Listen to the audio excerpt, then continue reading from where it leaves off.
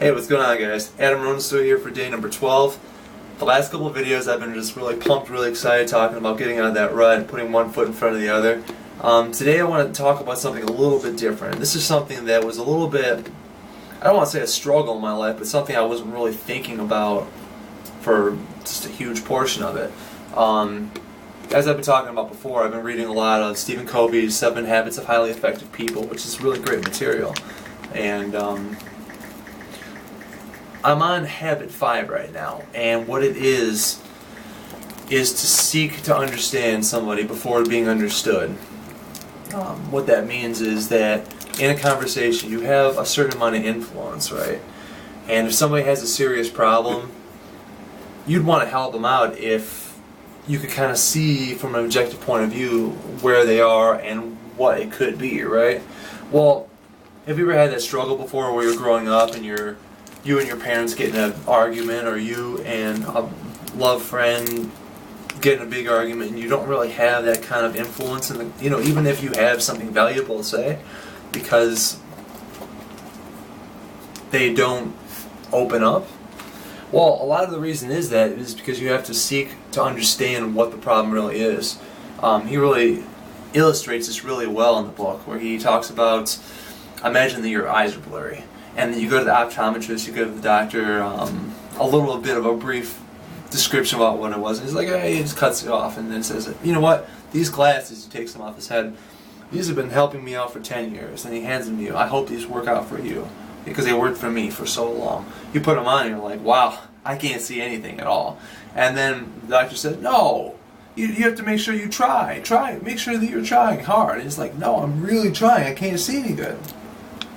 No, you have to think positive. You have to think that it's going to work. I positively can't see anything through these glasses. And he takes them off of your face and said, how could you be so ungrateful? I've been trying to help you out so much.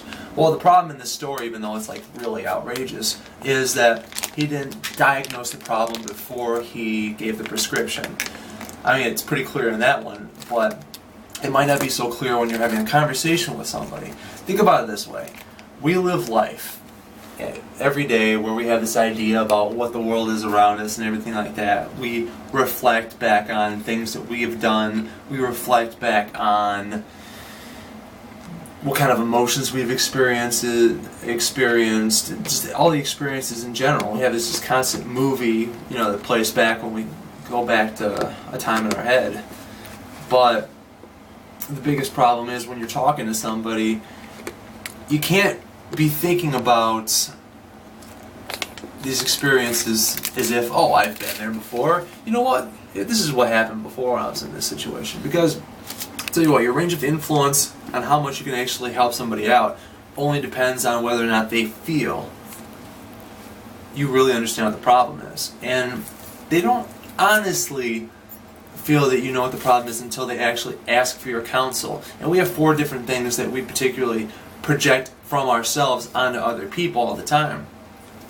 When somebody's talking about their scenario and they haven't asked you for any advice yet, we tend to probe. We, bombard them with questions, just like if a kid walks into the house and then they have a bad problem with their parents, because it's like, oh, what were you doing at school today? I don't know, whatever. Not a whole lot. How are your grades? All right, do you have any homework? No, I don't think. One word answers. Did you have fun? They don't open up because you're bombarding them with questions. You're not really listening to see how their day is, And, why would they tell you how their day is? Because a lot of times we have this idea about what the world should be, and we just project ourselves on them by evaluating. We either agree or we disagree based around our own judgments. We try to give counsel based around our own scenarios and how we dealt with those, even though that's not the same way they're experiencing it. And we try to interpret the situation from our own eyes instead of theirs. If you're in a conversation with somebody and they do decide to open up, you'll know when it's time to give advice, and there's no point of giving advice anywhere until this point happens, is they'll actually ask you for it. Don't give advice until somebody asks you for it, because really all they want you to do is listen up to that point. And I've made this mistake a huge time before. We're not logical beings, and I've made this big mistake forever because I've been accused of being a robot before by my past girlfriend.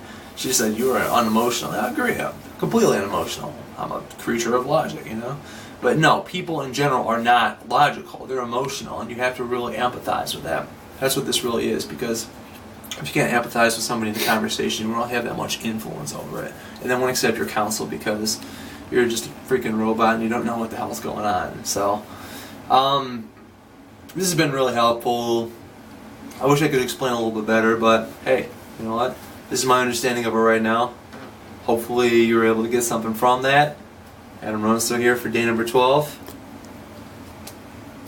Subscribe and like my video.